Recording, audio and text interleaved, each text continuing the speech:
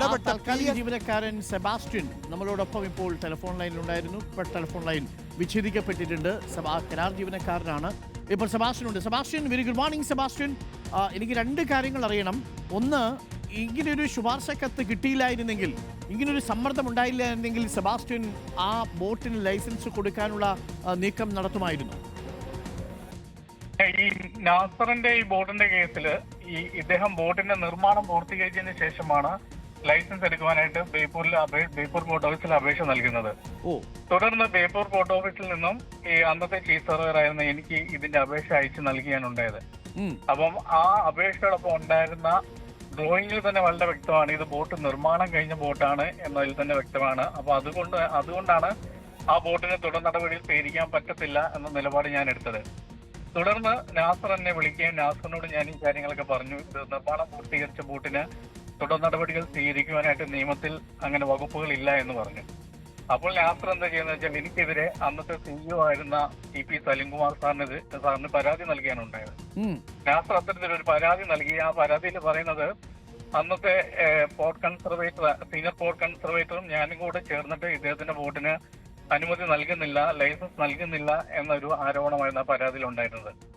അപ്പൊ തുടർന്ന് CEO ഈ കത്ത് അന്നത്തെ രജിസ്ട്രിംഗ് അതോറിറ്റിക്ക് കൊടുത്തിട്ട് അന്വേഷിച്ചിട്ട് റിപ്പോർട്ട് സമർപ്പിക്കുവാനായിട്ട് ആവശ്യപ്പെടുകയാണ് ഉണ്ടായത്. അപ്പൊ ആ നിർദ്ദേശത്തിന്റെ അടിസ്ഥാനത്തില് രജിസ്ട്രിംഗ് അതോറിറ്റി എന്നോട് ചോദിച്ചു ഇതിലെ എന്താണ് കാര്യമെന്ന്. അപ്പൊ അന്നത്തെ ആ നോട്ട് ഫയലിൽ ഞാൻ വ്യക്തമായിട്ട് എഴുതി വെച്ചിട്ടുണ്ട്, മുൻകൂർ അനുമതി ഇല്ലാതെ നിർമ്മാണം പൂർത്തീകരിച്ചതിനാൽ ഈ ബോട്ടിന്റെ കാര്യത്തില് തുടർ നടപടികൾ സ്വീകരിക്കാൻ നിർവാഹമില്ല ഞാൻ എഴുതി വെച്ചിട്ടുണ്ട്. രജിസ്ട്രിംഗ് അതോറിറ്റി ഈ കാര്യങ്ങൾ ചൂണ്ടിക്കാണിച്ചിട്ട് അന്നത്തെ CEO ആയിരുന്ന TP സലിംകുമാറിന് കത്തെഴുതി ഈ ബോട്ടിൽ തുടർ നടപടികൾ സ്വീകരിക്കാൻ നിർവാഹമില്ല എന്ന് കാണിച്ചുകൊണ്ടാണ് അദ്ദേഹം രജിസ്ട്രിംഗ് അതോറിറ്റി CEOക്ക് കത്ത് നൽകിയത്. പക്ഷെ CEOയുടെ ഓഫീസിൽ നിന്ന് വന്നെന്താന്ന് വെച്ച് കഴിഞ്ഞാല് ഈ പുതിയ ഐ വി ആക്ടിലെ സെക്ഷൻ 84 പ്രകാരം 10,000 രൂപ പിഴ ഈടാക്കി റെഗുലറൈസ് ചെയ്യാനുള്ള നിർദ്ദേശമാണ് വന്നത്. അപ്പൊ അതിൽ അദ്ദേഹം പറയുന്നുണ്ട് 10,000 രൂപ പിഴ ഈടാക്കി സർവേ രജിസ്ട്രേഷൻ നടപടികൾക്കുള്ള കാര്യങ്ങൾ തുടർ നടപടി സ്വീകരിക്കണം എന്നുള്ള കൃത്യമായ നിർദ്ദേശമുണ്ട്. അപ്പൊ ഈ സെക്ഷൻ 84 പറയുന്ന ഫൈൻ എന്ന് പറയുന്നത് പിഴ ഈടാക്കാൻ മാത്രമേ ഉള്ളൂ, അതിനെ റെഗുലറൈസ് ചെയ്യാനുള്ള നിർദ്ദേശം അതിന്റെ അകത്ത് പറയുന്നില്ല. അങ്ങനെ ഒരു നിർദ്ദേശം ഉണ്ടായിരുന്നെങ്കിൽ എനിക്കും രജിസ്ട്രിംഗ് അതോറിറ്റിക്കും എടുക്കാൻ പറ്റുന്ന ഒരു തീരുമാനമായിരുന്നു അത്. അത് ശരി. അപ്പൊ പിഴ അടയ്ക്കുക മാത്രമല്ല, ഇത് റീജുവിനേറ്റ് ചെയ്യാൻ വേണ്ടിയിട്ട് അല്ലെങ്കിൽ ഇതൊരു റെഗുലറൈസ് ചെയ്യാൻ വേണ്ടിയിട്ടുള്ള ഒരു സംവിധാനം കൊടുക്കാനായിട്ട് നിയമത്തിൽ ചട്ടത്തിൽ പറയുന്നില്ല. അപ്പൊ ഇത് ഈ മേലുദ്യോഗസ്ഥൻ പിന്നീട് താങ്കളെ നിർബന്ധിച്ചു അല്ലേ?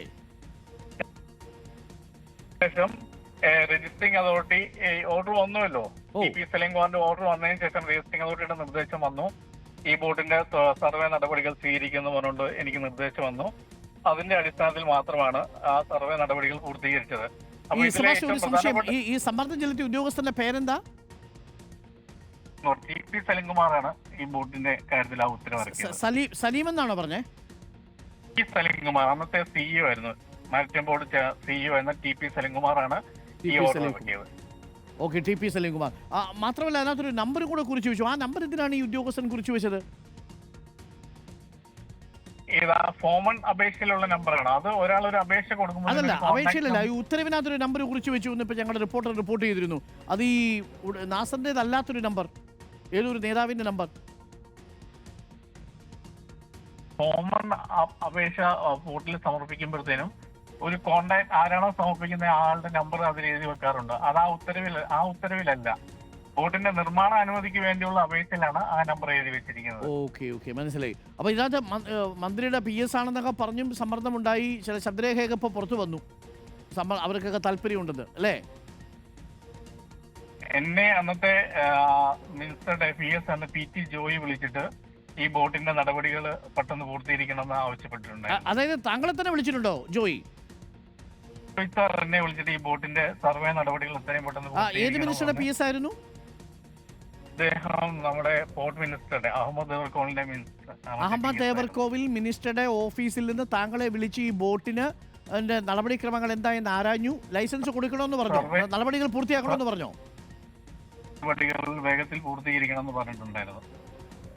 ഇതാണപ്പോ സംഭവം. യഥാർത്ഥത്തിൽ അങ്ങനെ ഒരു സമ്മർദ്ദം ഉണ്ടായിരുന്നില്ലെങ്കിൽ ആ ബോട്ടിന് താങ്കൾ തുടർ നടപടിയും സ്വീകരിക്കില്ല, പരമാവധി പിഴയടച്ച് ആ ബോട്ട് നീറ്റിലിറക്കാൻ താങ്കൾ അനുവദിക്കുമായിരുന്നില്ല. ഓർഡർ ഇല്ലായിരുന്നെങ്കിൽ നാസറിന്റെ ബോട്ട് ഒരിക്കലും വെള്ളത്തിൽ ഇറങ്ങാനും പോകുന്നില്ല, അതിന് ലൈസൻസ് കൊടുക്കാനും പോകുന്നില്ല. ഇതിൽ ഏറ്റവും പ്രധാനപ്പെട്ട ഒരു കാര്യം എന്താണെന്ന് വെച്ച് കഴിഞ്ഞാല് ഈ ഉത്തരവ് ഇറങ്ങിയത് കേരള മാരിടൈം ബോർഡ് ഹെഡ് ഓഫീസിലാണ്. ട്രിവാൻഡ്രത്തുള്ള ഹെഡ് ഓഫീസാണ് ഈ ഉത്തരവ് ഇറങ്ങിയത്. ഈ ഉത്തരവിന്റെ ഈ ബോർഡുമായിട്ട് ബന്ധപ്പെട്ട എല്ലാ ഫയലുകളും, അതായത് ബേപ്പൂർ പോർട്ടിലെ ഫയലുകളും ആലപ്പുഴ പോർട്ടിലെ ഫയലുകളും പോലീസ് സീസ് ചെയ്തിട്ട് കോടതിയിൽ ഹാജരാക്കിയിട്ടുണ്ട്. പക്ഷെ തിരുവനന്തപുരത്ത് നടന്ന ഈ ഓർഡർ ഇറങ്ങാൻ കാരണമായ ഫയലുകളൊന്നും തന്നെ പോലീസ് കണ്ടുകെട്ടുകയോ കോടതിയിൽ സമർപ്പിക്കുകയോ ചെയ്തിട്ടില്ല.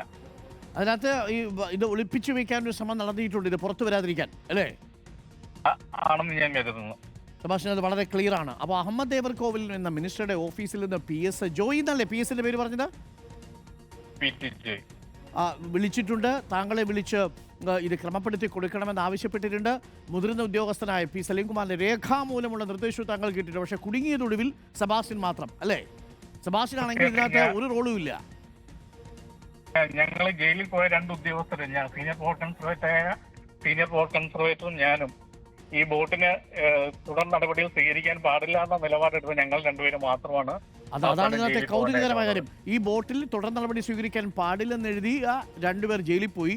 തുടർ നടപടി സ്വീകരിക്കണമെന്ന് പറഞ്ഞ് അനധികൃതമായി സമ്മർദ്ദം ചെലുത്തിയ മന്ത്രിയുടെ PS-ഉം അതേപോലെ ഈ മുതിർന്ന ഉദ്യോഗസ്ഥനും സുഖമായിട്ട് വീട്ടിയിരുന്നു. അതാണ് സംഭവിച്ചത്. യഥാർത്ഥത്തിൽ അതാണ് സംഭവിച്ചത്. പിന്നെ ഈ കേസിൽ പോയിട്ട് ഞാൻ ഒരു കാരണവുമില്ലാതെ 42 ദിവസത്തോളം ജയിലിൽ കിടക്കുകയുണ്ടായി.